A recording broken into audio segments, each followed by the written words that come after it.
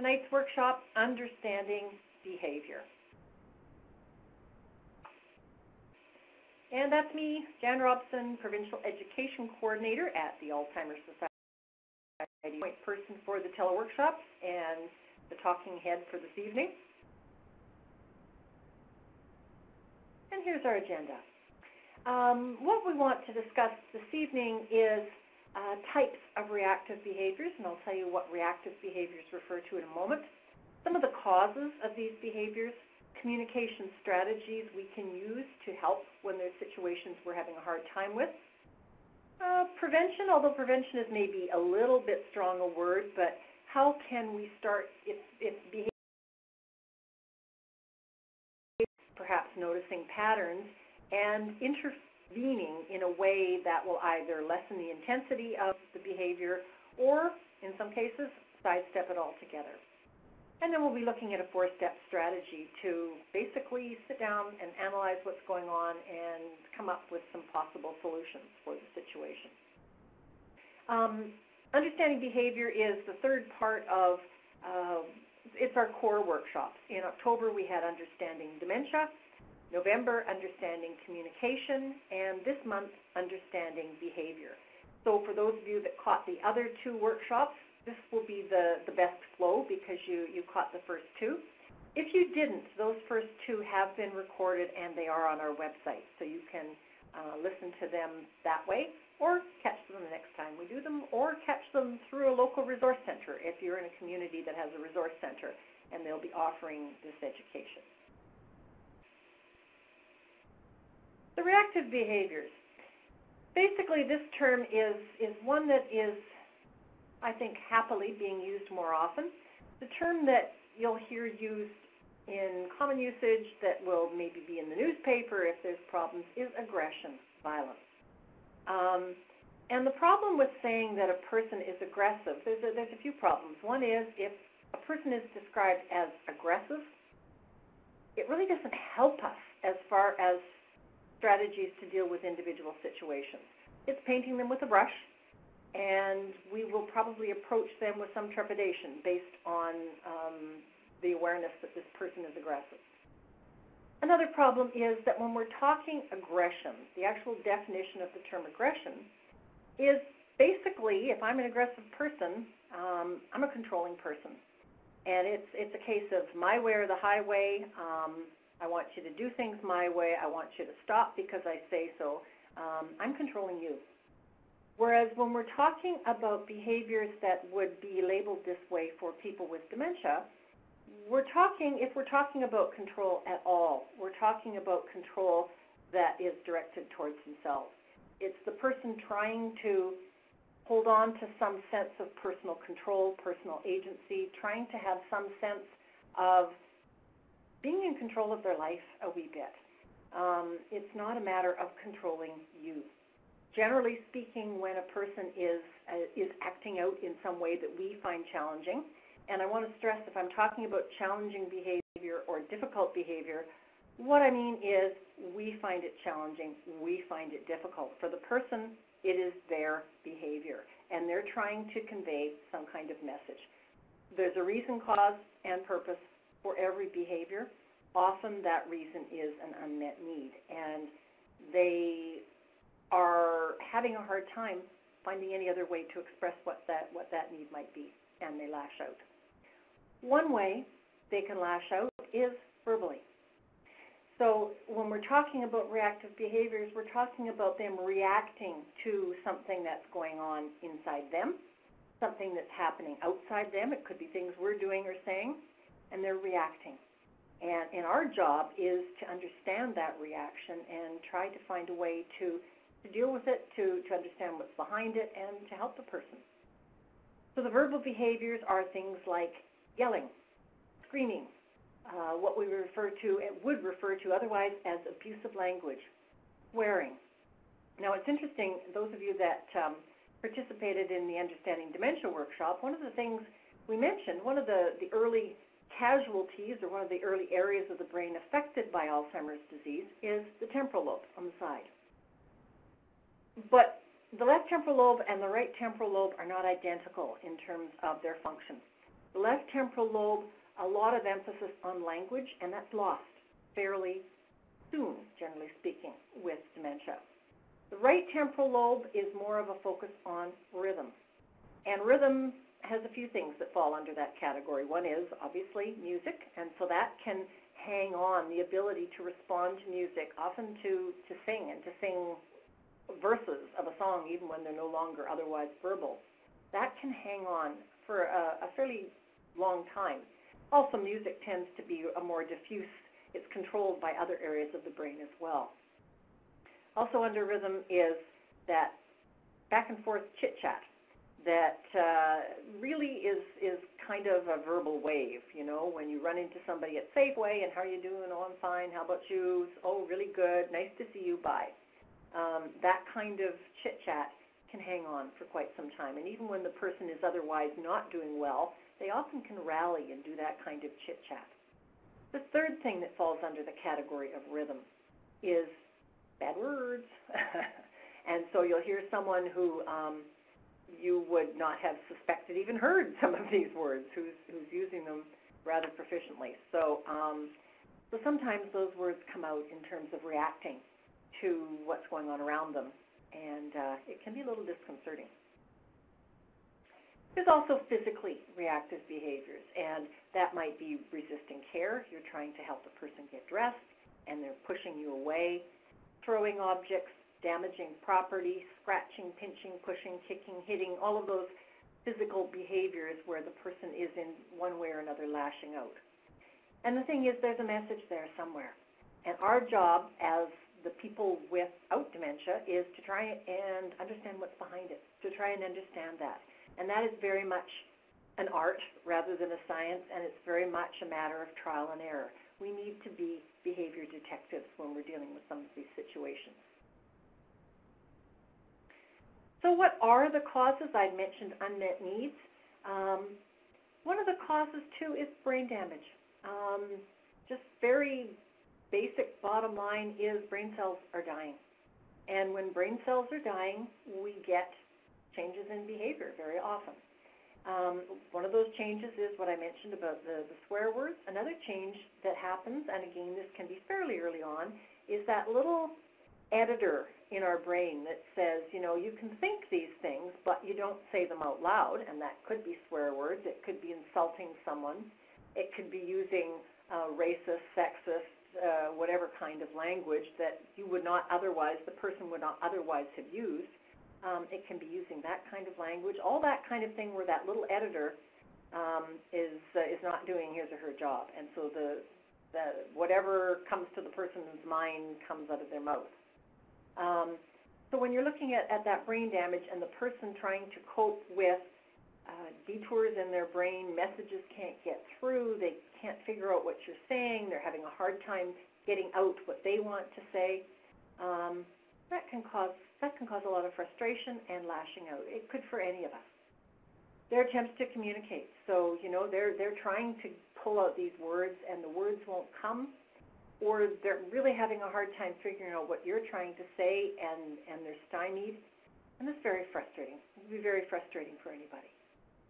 The causes can be reactions to physical symptoms, the environment, feelings. And I'll talk about each of those in a second here. So the physical symptoms, the person might be reacting to something as simple as constipation. Constipation is one of the top 4 reasons for reactive behaviors is in care, is in long-term care.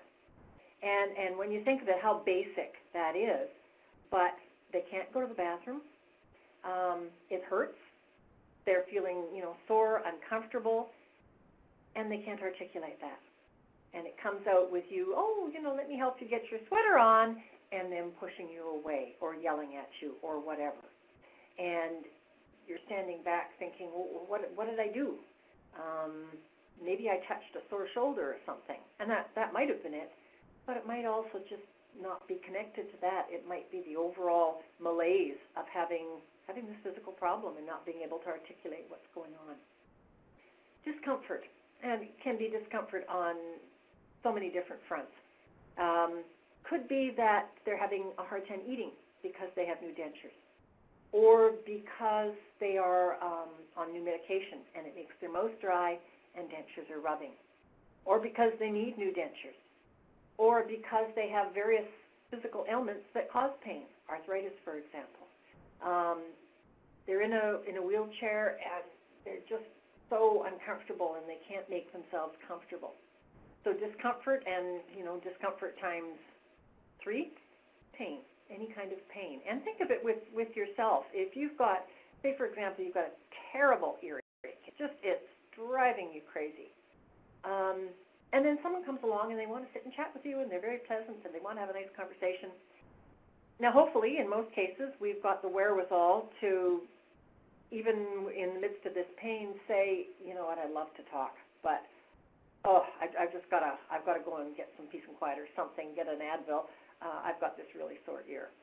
Hopefully we would do that. But if we didn't have the words, if we didn't have the breaks that said, just telling them to take off because you happen to be in pain, if that wasn't working for us, not surprising that if a person is in pain, they may lash out. Fever, hunger, thirst, fatigue, unmet needs. There's unmet needs and they can't articulate them and they lash out verbally, physically.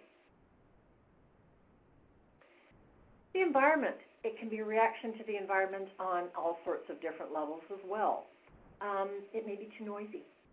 There may be too many people around, too much activity, sort of just in general too much stimulation. Part of what happens with the advance of the dementia is filters are not working so well. So under normal circumstances, if we're in a restaurant and we're with one person, but there's a lot of noise around us, it might be annoying, but we manage to filter it out enough that we can have that one-to-one conversation and in most cases enjoy our meal. A person with dementia will have a harder and harder time filtering out all of that stimulation, and it's almost an assault on the senses and can be very frustrating. Cause high level of stress. So anything where there's too much of in the environment, people, sound, activity, whatever, can be a challenge for the person. And then the reactive behavior, the behavior can be a reaction to the person's feelings, and that's related to some of those other factors as well. They may be feeling anxious, fearful, frustrated, depressed. And again, if you or I are very depressed, hopefully we would either just stay away from other people if we were feeling that depressed and didn't want to talk and didn't want to have that interaction. Or at the very least, hopefully, we would be saying something. We would be saying, I just have to go under the blankets today. I'm having a bad day. Something like that would at least, people would at least know what's going on. That becomes increasingly hard for the person with dementia. Fear. When you think of some of the challenges a person with dementia has, increasingly language becomes difficult, communication becomes compromised, people are doing more and more for you, and much as it's wonderful to have people around to do things for you, most of us as adults would prefer to be able to do some of our basic daily activities, grooming, personal care. We would prefer to do it ourselves, but increasingly that becomes difficult for the person with dementia. And then when they get to the point where recognition of objects, recognition of people becomes a challenge, how scary would it be if someone comes up to you and says, "Hi, Mom, nice to see you today," and you're looking at this person and you're thinking, "What? No. Yeah, I have a daughter, but she's just a little girl," because your memory is so far back. How scary that would be. Why is this person, why is she saying she's my daughter? She can't be my daughter. She's way too old. So the fear is probably safe to say it's at least a significant part of the substrate of the feelings that underlie dementia. Those of you that participated in the communication teleworkshop will be familiar with this pie chart. And this is kind of a hopeful pie chart in the sense that studies have shown that when we're communicating feelings and attitudes, and for the person with dementia, even when other abilities fall by the wayside, they can feel. They can still feel. They may be feeling something about a situation that's not real, but the feelings are real. And if we want to communicate with that person, we can communicate on a feeling level. And the hopeful part is that, really only a very small portion of the communication of these feelings is accomplished through words. 55%, the original study that this was based on, and it has been replicated, the original study looked at about 55% of our communication of feelings and attitudes was through body language, 38% through pitch and tone of voice, only 7% through our words. And think about it for yourself. You go to a party, you meet a person at the party, and very pleasant person, you spend a fair bit of time chatting, and then you go your separate ways, and at the end of the evening you connect again. And you say to the person, you know, it was really nice meeting you. Hopefully we can get together for coffee sometime. If you said it that way, they would probably believe you. There's warmth in your voice, you're looking at them, you're attending to them. You could say those same words. It was really nice meeting you tonight. Hopefully we can get together for coffee sometime. And if you're saying it that way, and I'm exaggerating, but if you're saying it that way, the person will get a completely different message. They'll feel probably pretty disrespected at the very least. So the hopeful part for the person with dementia is we can communicate feelings through the way we say things, through the way we hold our body, through our touch with them. And of course that depends on the relationship, but feelings can be communicated. We have to be aware of how we communicate though. So we can't just be paying attention to our words. We have to pay attention to the package that they come in.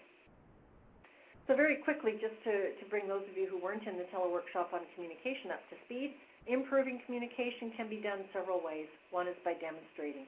If you're, for example, asking the person if they want a cup of coffee, you can say those words, but you can hold up the coffee mug. Or if there's coffee in the mug, you can run it past their nose so they can smell.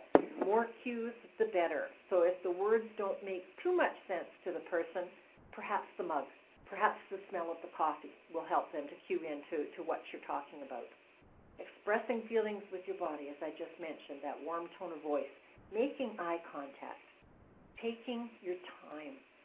Keep in mind that there is brain damage, and a message may be going through to a neuron that's not functioning very well, and it needs time to find another route, a more successful route, and that takes time. Repeating. If it's the first time and you've waited for a bit and the person still doesn't answer, repeating. Indicating that you're listening. And that seems kind of basic, but at the same time, when we're taking longer, communicating with a person than we normally would, when we're having to repeat ourselves, even if our brain says, you know, this is necessary because the person has dementia and I have to, you know, try a little harder because of that, even when we know that, we can get frustrated sometimes. And, you know, it's very easy to be sitting there, you know, that kind of frustrated, oh my goodness, this is going to take forever kind of look on your face. Try not to, for sure, because it's not their fault. But sometimes that can come out. So really focusing and giving the person the really clear message that what they have to say, whenever they say it, is important to you. One message at a time. Just as I mentioned, too much stimulation, too many pieces to a message, most of the pieces will get lost. One message at a time, pay attention, be reassuring. Keep it short and simple. But, and this is a big but short and simple, but in a way that makes it clear you're talking to an adult. Sometimes when we're trying to shorten what we're saying, keeping it a little bit more simple, we do a couple of things, and one is we often raise the volume. Another is we often raise the pitch, which makes it even harder for the person to hear us, to understand us. So we're saying initially, do you want to go for a walk? And when that's not responded to, if we fall into that trap, do you want to go for a walk? And so it's a higher pitch. It sounds like I'm talking to a little kid. I'm almost yelling. None of those things being conducive to facilitating communication with the person. Remember, you are talking to an adult. So helpful strategies when there's a behavior happening that is baffling you or it's causing you distress and you don't know what to do about it. First of all, pay attention to warning signs, particularly when this is a family member. You know the person fairly well, and you might start to notice that if the person is getting very upset and is potentially going to push you away or yell at you or you know, those kinds of reactive behaviors, you start to notice that their jaw tightens or that they get a twitch at the corner of their mouth or that they hunch over a bit, you know, whatever those signs might be. You start to pay attention to that and you start to see those signs, then that's your cue that, this is not working. I've got to back off a little bit here. Try to avoid stressful situations. Now, this doesn't mean that we have to treat the person with dementia with kid gloves, sugarcoat everything, pretend everything's all wonderful when it's not. What it does mean is, again, if something's happening more than once and you start seeing patterns, see if you can accommodate the person so that they're less likely to be placed in a situation that's really stressful. For example, the person is in a care facility. They love doing crafts, but they get very, very tense and upset when there are more than two people at the same table as them. They find it overwhelming, people talk too much, there's too much activity, and they just shut down. And sometimes they don't shut down, sometimes they lash out.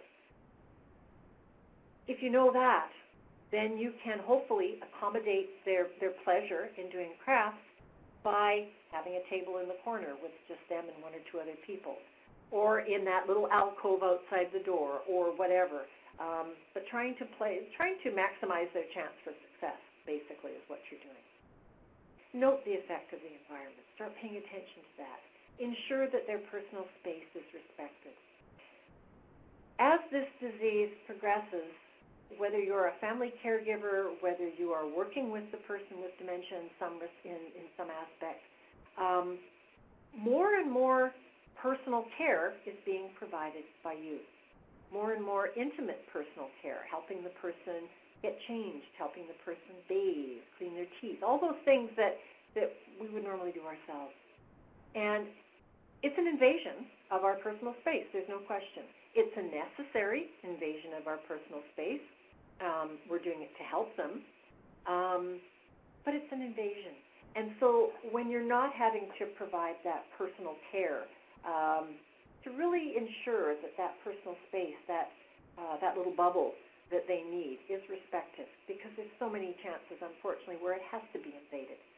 Ensure that it's kept intact when it doesn't have to be. Watch their level of comfort and pain. And again, if you know the person well, or if you come to know them well, you'll start to notice perhaps some little hints that something's off. So you're helping a person, you're brushing their hair, and every time you run the brush through, they kind of twitch, or their eye kind of, almost as if it's an electric shock. You might be then wondering, gee, I wonder, maybe it's a neuralgia or something. Every time I do that, it hurts the person. Start watching for those little tension, little bits of tension, the little twitches, the little signs that, and they can be little. Sometimes people will pull away. Other times it's just that little tiny, almost electric current kind of movement. Watch for that, or little groans, or sounds that would indicate something's wrong. Provide reassurance, and this is probably about the third time the word reassurance has come up. Not an accident. It's difficult having dementia. It's difficult caring for someone with dementia, and you need someone to reassure you as well if you're the care partner. But for the person with dementia, when you are the one that is the point person, providing reassurance, because again, it's scary. So the more reassurance, the more safety they can feel. They can feel safe and warm and cared for and reassured, the less likely some of those behaviors are that you find difficult. Doesn't mean they'll never happen, because they can happen even in the presence of all those wonderful, reassuring things. But at least takes away some of the opportunities for that to happen. Avoid overwhelming tasks. Remember, too much is too much. So if it's too many words, too many people, too much noise, too many pieces to a task, too many steps to a task, can cause a lot of frustration. Avoid confrontation.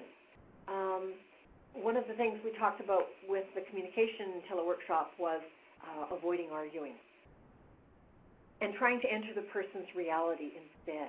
So, for example, if your husband says to you, I don't know why our son never comes to visit. And meanwhile, your son was there last night. He had supper with you. Of course, the first response often is, well, what are you talking about? Peter was here last night. And that may jog his memory if he's early enough. If he's not, then the response you're likely to get will be something along the lines of, what are you talking about? He wasn't here last night. Well, of course he was. Remember, we had roast beef, and he said how much he loved it. I don't remember that at all. I don't know why you're lying to me. And on it goes. There's no way to win this situation. So in a situation like that, just pulling back, even if you catch yourself partway into the situation, pulling back and going, oh, for goodness sakes, you're right. Silly me. You know you're right. And you're not going to prove to him you're right. And if you do, so what? So pulling back. And confrontation, same idea. So, if the person, for example, is very frustrated and they push you, standing there with your hands on your hip and saying, excuse me, this is not acceptable, Mother. You will not behave this way. It's not going to help because Mother is scared, Mother is frustrated, Mother is sore, Mother is overwhelmed, whatever is going on. And us lecturing her about this is not appropriate and I won't stand for you behaving with me like this, unless she's very early in the disease, and then there might be other issues that would arise, but it's not going to work. And so pulling back. Do mild exercise regularly. It's good for anybody. Do mild exercise. This is for the person with dementia. It's for the care partner. Release some of that stress. Help us function just a little bit better, a little bit longer in the day. Help the person with dementia bleed off some of that stress and agitation and anxiety. So it's good for both of you. Now we've got a little schematic here as far as a 4-step problem-solving process. Now, I would think that probably there is nobody, there might be somebody in the world, but most people are not going to sit there when they're faced with a behavior they don't know what to do about. They're not going to be sitting there with their notebook going, okay, now, wait a second, the first step is to find the problem. That's not what I'm suggesting. But just to get you thinking when you've got something going on, okay, what is it that I really have a problem with? What's important to me in this situation? I wonder what's going on.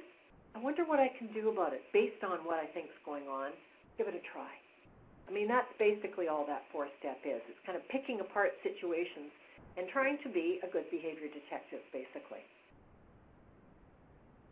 And we're going to use the example of George and Mary. Now, these are not real people, but they could be.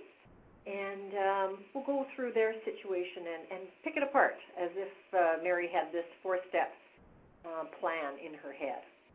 Now, George is a 75-year-old man in the middle stage of dementia. Most people would describe him as easygoing. He likes helping his wife, Mary, around the house and watching his favorite show on television, Wheel of Fortune. Even though George's ability to express himself verbally is diminished, he still enjoys meeting their friends at their favorite coffee bar. Probably has a hard time participating in the conversation, but it's pleasant for him to sit there and listen to them chat and just be a part of the group. For the past 6 months, George has been increasingly agitated at lunchtime. Recently, there have been a few occasions when he was verbally abusive to his wife and even pushed her a few times. This is very out of character for George. Mary noticed that George's behavior started to change shortly after they began having their meals delivered at home just before lunch. So go through this 4-step problem solving. First step, define the problem. What do you want to change? Is this a behavior that can be changed? The other part of this is it a behavior that needs to be changed? I mean, when we're talking about George pushing and getting upset, probably it's behavior that would be really nice to change, for sure. Some behaviors, you look at them and you think, okay, he's safe, I'm safe, it's annoying, but in the scheme of things, let's not worry about it. And if you look at it that way, then your four-step problem solving becomes a one-step problem solving. You've looked at it, you've thought it over, you've thought, not worth the effort. Pick my battles. You use this when it's a battle, and I don't use that word because I want it to be seen as a battle, but you pick and choose and only go with the stuff that you think is important to pursue. Are you willing to spend time on it, and what do you actually want to achieve? What would be a good outcome? So with Mary's situation, defining the problem, well, her first goal is to stop or at least diminish George's verbally and physically aggressive behavior. So again, that word aggressive kind of snuck in there, and I think I'm going to take that out. That's a holdover from way back when. She wants it to stop if possible, but at the very least, she wants it to diminish enough that she can feel comfortable and safe, that she's not worried that his behavior is going to be a threat to her. This is likely possible. It looks like something that could be done because George is calm the rest of the time. It's not like he's acting like this in 20 different situations. And Mary is willing to invest the time and energy to improve the situation. She loves George. She knows George to be a gentle man. Let's see what we can do here. Then we move into the second situation, second step, analyzing the situation. And here's where the reporter's W5, who, what, when, where, why. Where is it happening? And if it's behavior that has been repeated and it's happening in the same area all the time, good information. When does it occur? Again, if it happens just once, that's, marginally useful. If it's happened more than once, okay, I wonder, is there something about this time of day? Who is involved or affected? Now the who, anytime you talk about who when there's a difficult situation happening, who often gets turned into who is to blame. So if you are the person that's there when there's a problem, what did you do? What did you do wrong in this situation? And that's not what this is about. For example, you are a healthcare aide, and George is in your care facility. Now, every time you go to help him get dressed, he pushes you away and yells at you. Every time. You've tried it, and you've tried different ways of approaching him. Every time. It is not a pleasant outcome. Nobody else in the place has a problem with him. Nobody. So, certainly you want to hold up that mirror and go, is there anything that I'm doing that I should be changing? I mean, hopefully we all do that in any situation in terms of growth. But having done that, or if you talk to your coworkers and say, this is how I do it with George, and everybody's saying, yeah, that's what we do, then maybe what's happening is that George is reacting to you. Not what you're doing, not how you're doing it, but to you. Now what that could be is, who knows, could be the sound of your voice is annoying to him. Could be the sound of your voice or the way you do your hair or something about your look or mannerisms reminds him of somebody that he didn't like many years ago or that hurt him or belittled him. And if you were to ask him, he may not be able to in any way put a finger on it. He may be able to say, yep, that person, I don't like her because, she looks exactly like the girl who stole my best friend away from me. We were dating, and my best friend and her took off. It could be something like that. We might know. We might find out. We might never know. But just looking at it, okay, it's just one person. Maybe we have to make some changes. What emotions are being expressed, and ultimately, why is this happening? So in Mary and George's situation, she looks at it. She goes, well, the behavior's happening just before lunchtime in terms of the when. The closer it is to the meal delivery time, the more tense George becomes, in fact. The dog barks when the meal delivery person rings the doorbell, so, what's going on? Well, this seems to surprise George and makes him very tense. And when the delivery person enters the house, George becomes even more tense and won't move from where he's sitting or interact with anyone. It was at that point that George threw his fork against the wall last week. So, the delivery person comes in, the doorbell is just rung, the dog's barking, George is getting more and more agitated. Even though George seems to be angry, Mary thinks that he's mostly afraid, and the anger might be a manifestation of his fear. Her thought is that George is afraid of the stranger coming into their house, and the anticipation of this moment makes him agitated. The doorbell and the dog barking just makes things worse. So that's the premise that she's operating on when she's looking at this situation. So given that idea, her hypothesis, what can she do? So she's going to weigh some pros and cons and try and come up with some possible solutions to what she sees as the way the problem is unfolding. Now, solutions, when we're looking at thinking of solutions, we want to identify the stressor, which Mary has done. Think of, comfort, pain, focus on feelings. Also, when you're thinking of a solution, look at distracting the person, being positive, limiting stimulation, providing space for them, and often giving them relaxing activities to do to help them ease them through this tough time, and not arguing. So generating possible solutions, Mary has looked at this situation, and so she thinks, okay, we want to minimize or remove some of the stressors. Well, we can maybe put the dog in the bedroom. So even if the dog barks, that should be better because he's in the bedroom, the door is closed. We can ask the delivery person to use his cell phone instead of the doorbell. Maybe George is absolutely fine with the sound of a phone ringing. Or maybe Mary's using her cell phone and she's just going to have it on vibrate so George doesn't even have to hear it.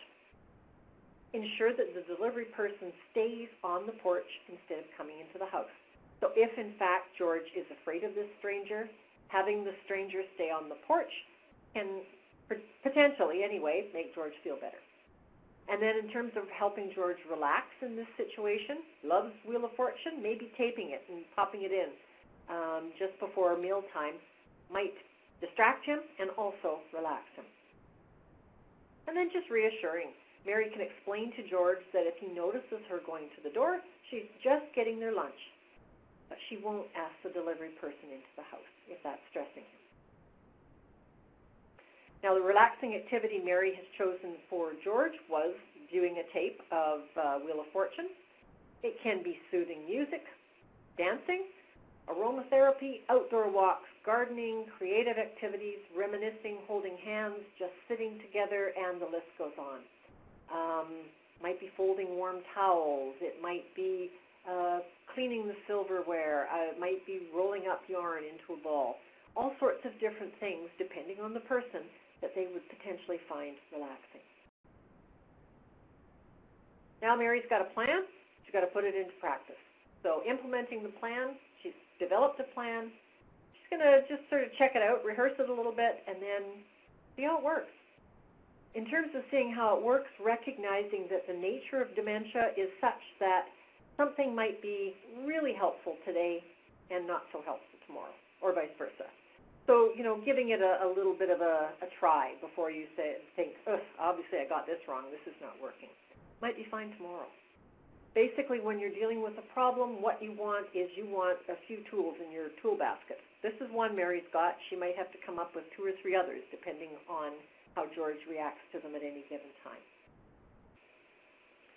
So she's developed a plan. She will phone the meal delivery service and explain the situation. And she'll, plan what's the right time to put the dog in the other room and start the VCR. Rehearse. Well, she'll do that. She'll set the VCR, put the dog in the bedroom, see if he barks when the front door opens. She can, open the door, see if he barks, or see if he barks and if it's loud enough with him in the bedroom to distress George. Maybe the dog needs to be in the basement for 15 minutes over the course of getting the meal. And then try it out. And ask yourself some questions after. How was George's reaction to this new plan? Was it the same as he reacted before? Was it better? Was he calmer? Or in fact, were things worse? He felt that, with the delivery person not coming in the house, that there was some hanky-panky going on, and he started to get suspicious, and he thought maybe that was Mary's boyfriend, and, it potentially could have made it worse. Was George able to relax while watching Wheel of Fortune? So she's looking at it and evaluating, and we might need to do some tweaks. Wheel of Fortune didn't work today. So maybe the better plan would be to have George in the kitchen and ask him to set the table. Or have him in the front bedroom and giving the dog some cuddle time if he enjoys that. Coming up with some different plans. If the voice of the delivery person made George tense, Mary could meet the truck on the driveway to pick up the food. So, George couldn't see the person, but just even hearing that voice on the porch distressed him. So Mary might want to move it a few steps out. In terms of the future, with time, and as George gets more relaxed with this situation, if that does happen, Mary could potentially ask him to come to the door and say hi to the delivery person. This might help transform a negative situation into a positive one. It absolutely might not too, but that's a possibility that she could consider. I want to say something about safety because when you're a caregiver for somebody with dementia, most caregivers are acutely aware of safety needs for the person with dementia, and in fact most caregivers will put the safety needs of the person with dementia above and beyond their own. And it's important, obviously, that you do take their needs into consideration, but your needs are important too. And you really want to think in advance if there have been any indication, particularly if any of the reactive behaviors have been physical in nature, to give some thought in advance. If this escalates, maybe it's not bad right now. He kind of gives me a little push, but there's no way I'll ever get hurt. It's okay. But if it starts to escalate and you start to get worried and feel that, this, I don't know where this is going, I'm starting to get a little nervous here, think of a plan. You want to for sure ensure safety for the person, give them their space, ensure hopefully if you have to leave their space that they are as safe as possible. But if you have to leave their space, do. And that might mean going into the bathroom and locking the door. It might mean going to the next door neighbor, sitting on one of the lawn chairs, phoning one of your children. It might mean phoning 911 sometimes as well. And that certainly is a resort that, last resort for most people, but it is an option if things escalate. You are no good to yourself, obviously, if you're hurt, and you're certainly not helpful to the person with dementia either. And if it happens, it can kind of, even when you know that the person is not doing it intentionally, it's the dementia talking here, it can kind of taint the waters, and it can make you very, very tentative when it comes to dealing with the person in the future, even if potentially this was the only time this would happen. And just generally looking after yourself. Self-care is one of those things that I tend to think of it as the dental floss of being a caregiver, in the sense that, thank you, sorry about that, in the sense that we all know we're supposed to floss our teeth. And you go to the dentist and the dentist says, so you've been flossing regularly, and there's that guilty admission that, well, I work late nights, and I get home and I'm really tired, and you're supposed to do it. But often it's just, tomorrow. I'll do it tomorrow. And self-care tends to be like that. We say, well, you have to take care of yourself. That whole analogy to the oxygen mask on the plane. If there's a problem with the error in the plane, the little mask will come down, put it on you before you put it on anyone with you. We know that. But it can be a really hard sell when you are working so hard to care for a person with dementia. But you have to squeeze out a little bit of it, or you will burn out. One of the things that you can do to squeeze out a little bit of self-care is something as simple as deep breathing. In through your nose, out through your mouth, several times a day, just to let some of that stress out. It sounds ridiculously simple. It is effective in helping people cope. One little piece anyway. Find some support. Find a place where you can share how you feel, what you think. Support can be also in terms of having someone to help you out. So if there are people saying, if you need anything, just give me a call, give them a call. Your kids who are, I don't want to call the kids because I know they're really busy with their own lives, call them. They can squeeze out one Saturday afternoon a month. So even if it means getting a little bit of support here and a little bit of support there, together this patchwork of support can make a quilt, and that quilt is something you can wrap around yourself to help you with the caregiving journey. Support and sharing your feelings can also come in the form of friends to talk to. Your next door neighbor who went through something similar. A support group through the Alzheimer's Society. We have many support groups around the province for caregivers, care partners, also for people in the early stages of dementia. We also have telesupport groups. We have 2 telesupport groups. So if you're in a position where you're in a teeny tiny little community and there's no support groups within 100 kilometers, the phone. And so you can call and ask us about that. There's a support group for people that are dealing with any kind of dementia.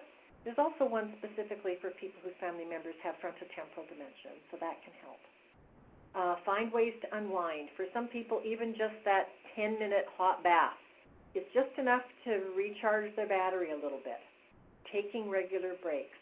So often caregivers will say things like, well, my son has offered to look after his dad for the weekend, and I can go to Las Vegas with my daughter, but I feel really bad going away having fun when my husband's stuck at home. And that's understandable. You're a package deal, and you feel that the best case scenario would be to go together, and it would be. But fortunately not now. And denying yourself because he can't go simply will make you more stressed, more fatigued, and potentially more resentful over time. So try. Remember, it's not personal. That's something that's fairly easy to remember up in the head. When the person says, I hate you, and calls you names and swears at you or pushes you, it's a little harder for you not to take it personally in the gut. But it's not. It's the dementia talking, and so it's that reminder. And that's where support groups can be helpful. Just going to very quickly go through the Alzheimer's Society of BC programs and services before we open it up for comments and questions. There are several resource centers around the province that offer information, education, support, referrals. Our First Link Dementia Helpline is available Monday to Friday from 9 to 4 and takes messages outside of those hours. Who can call? Anyone? What can you call for? Anything.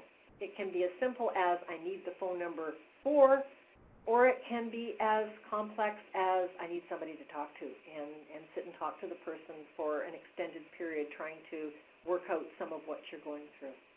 The number in the Lower Mainland is 604-681-8651.